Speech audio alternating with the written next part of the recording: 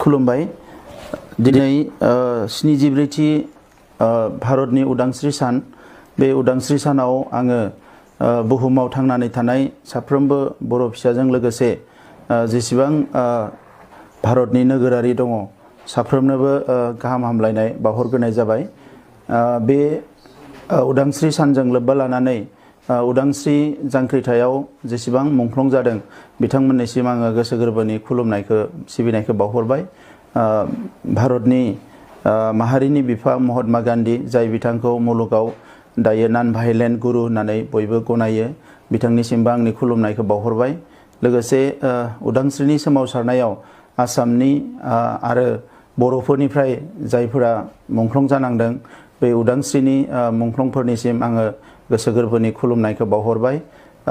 बर' माहारिया बुहुमाव थांना थानो थाखाय जांख्रिखांनायाव जायफ्रा मुंख्लं जादों बिथांमोननिसिमबो आङो बे समाव आंनि खुलुमनायखौ बावहरबाय। दा मानगोनां रायजोफोर नैबे समाव जोङो 74थि भारतनि उदांस्रि सान जोङो फालिदों। भारतआव उदांस्रि सान फालिदों माने जोंबो उदांस्रि सानखौ बयबो बे 74 बोसोराव जोङो मोनबोदों।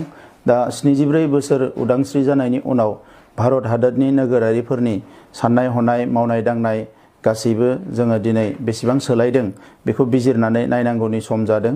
दा बेवहाय उदांस्रिनि ओंथिया मा आरो गुबैयै जोङो उदांस्रिखौ बेसेबां मोनफुंनो हादों बे खोथाफोरखौ दिनै बयबो साननायनि सम जादों। मोनसे हादोरा उदांस्रि जानाय लोगो लोगोनो बियो मोनसे पलिटिकेल उदांस्रिल' जायालासिनो एबा राजखान्थियारि उदांस्रिल' जायालासिनो बियो मोनफ्रोमबो बिथिङाव बे उदांस्रिया बाहायजानांगोन। जोंनि थांनानै थानायाव नांगौ गासैबो बिथिङाव जोंनि उदांस्रिया नंगुबै ओंथियाव बाहायजानांगोन। दा जोंबो बे उदांस्रिखौ मोनाखै होननानै भारतआ उदां जानायनि उनाव फिन सोमावसारनो गोनां जादों आरो दिनै बे उदांस्रिखौ मोननो थाखायनो बर'फ्रा मोनथाम गोरोबथा खालामनो गोनां जाबाय आरो बे मोनथाम गोरोबथायाव जोङो एफा एफायैब्लाबो जोंनि राजखान्थि गोहोखौ जोङो मोननो हादों। जोंनि माहारिनि राव थुनलाइ हारिमुखौ जौगाहोनो रांखान्थिखौ जौगाहोनो जोङो एफा एफाब्लाबो गोहोखौ जोङो मोननो हादों आरो बिनिखायनो जोंनि उदांस्रि सोमावसारनायाव जाय जोहोलाव बिथांमोना जिउ गारबाय, जायफ्रा जेल जानांबाय, जायफ्रा दिनैसिमबो बेंगुरा जानानै थानांबाय बिथांमोन बयनिसिमबो आङो गोसो गोरबोनि खुलुमनायखौ बावहरो। बिथांमोना जायफोरा दिनै थांनानै दङ बयबो आलो गोजोनै थांनानै थानो हाथों आरो जायफोरा सोरगोआरि जाबाय बिथांमोनाबो सोरगोआव आलो गोजोनै थानो हाथों। बिनि थाखायनो आङो गिबियावनो आर'ज गाबग्रोबाय। दा बे समाव आङो बेखौनो फोरमायनो सानो जे बर' हारिया बुहुमाव गेरेमसा हारि जानांगौ होननानै 1987 मायथाइनिफ्राय बड'फा उपेन्द्रनाथ ब्रह्मआ आलादा रायजोनि मोनसे दाबि लानानै सोमावसारनायखौ दैदेनदोंमोन। नाथाय बिनि सिगाङावबो 1967 मायथाइयाव बिटिसिआ जागायदोंमोन मोनसे उदियासल राजखान्थि दाबिखौ लानानै आरो बे गासैबो सोमावसारनाया बर' हारिनि मोनसे गोदान जांख्रिथायमोन आरो बेनो दिनै जोंनो मोनसे बेबायदि मोनसेनि उनाव मोनसे फिथाइ लाबोनानै होफैदों।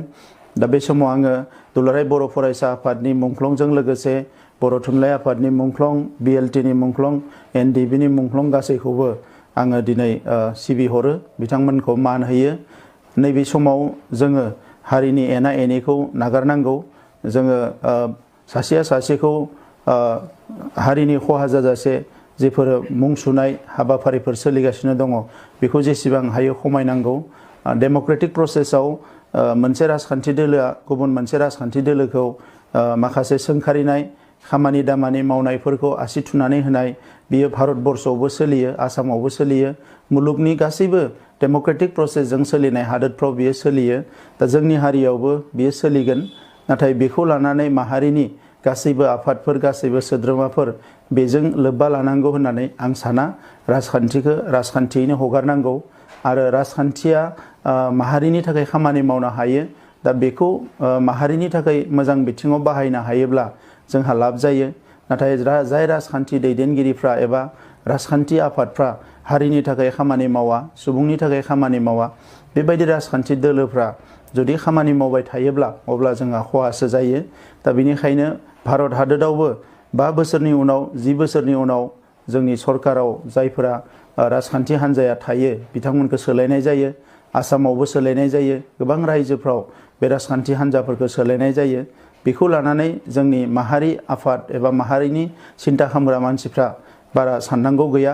मानोना राजखान्थिया गोजोर नङा, नाथाय माहारि जौगानाया अरायसम गोजोर जानांगोन, सिन्ताधाराफ्रा अरायसम भिजनारि जानांगोन। आङो बेखौसो बयखौबो खावलायो।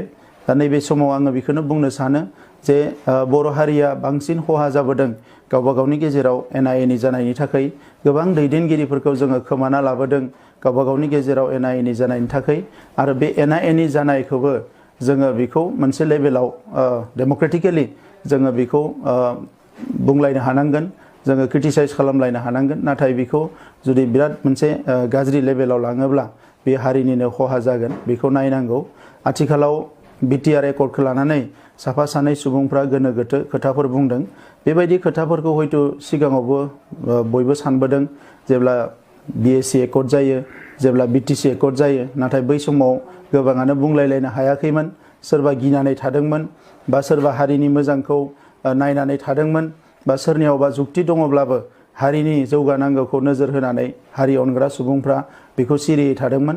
नाथाय आथिखालाव राजखान्थिनि थाखायनो साफा सानै सुबुंफ्रा बेखौ एसे गाज्रि नोजोरजों नायदों। गोरोबथाया मालाबाबो गाज्रि जानो हाया, बे गोरोबथा खालामग्रा बेक्तिया गाज्रि जानो हायो। दा सोरबाया दिनै प्रमद बर'खौ गनायनो हाया होननानै, सोरखौबा गनायनो हाया होननानै बे टटेल एकर्डखौनो जुदि फेल खालामनो नागिरोब्ला बियो सोरबा सासे इन्डिभिजुवेलनिल' खहा जानाय नङा, बियो टटेल हारिनिनो खहा जागोन। आरो गोदोनिफ्रायनो सानबोदोंमोन जिहेतु बिएसि एकर्ड खालामबाय, बेवहाय हारिनि गांनाय उखैनाया सुफुं जाजोबाखिसै, बिटिसि एकर्ड खालामबाय, हारिनि गांनाय उखैनाया सुफुं जाजोबाखिसै, बिनि थाखायनो दिनै बिटिआर गोरोबथा खालामनो गोनां जाबाय। दा बेवहाय माबाफोर थालांदोंब्ला एबा हारिनि थाखाय जोंहा जिफोरखौ नांबावो बेखौ उननि समाव जोङो बेखौ मावनानै लानो हागोन। नाथाय हारियाव बेफोरखौ मावनो थाखाय माखासे गोख्रों सुबुं नांगोन, जाय बिथांमोना खोथा बुंदों बिथांमोना राजा लामायाव फैनोबो रेडि जानांगोन, गोब्राब थासारिजों जुजिनोबो रेडि जानांगोन। नाथाय साफा सानै सुबुंफ्रा माने बेफोरबायदि प्रसेसफोरखौ मुं सुयो, गावसोरनि गथ' गथायफोरखौ मोजां फरायसालियाव फरायहोयो, अफिसार बानायनायनि सिमां नुयो, आरो हारिनि माखासे थासारिखौ बिथांमोना थुनज्लायल' मोजां गाज्रि खोथाफोरखौ बुंनानै हारिनि सुबुंफोरखौ, गोब्राब खामानि मावनानै जाग्रा सुबुंफोरखौ, खस्थ' खालामग्रा सुबुंफोरखौ, हारिखौ गोसो गोरबोजों अनग्रा सुबुंफोरखौ मिसलिड खालामनो नाजायो। आरो गावसोरा गावबा गावनि गासैबो माने पार्सनेल जि लाइफ एबा पार्सनेल जि बिथांमोननि साननाय हनाय बेखौ थिगानो लाखियो। बियो जोबोद दुखुनांथाव। दा नैबे समाव जोङो एबा आङो बेखौनो लुबैयो कि जोंनि जि बिटिआर एकर्ड बियो 100% इमप्लिमेन्ट जानांगौ। आरो बेवहाय 100% इमप्लिमेन्ट जायोब्ला नुगोन जे कार्बि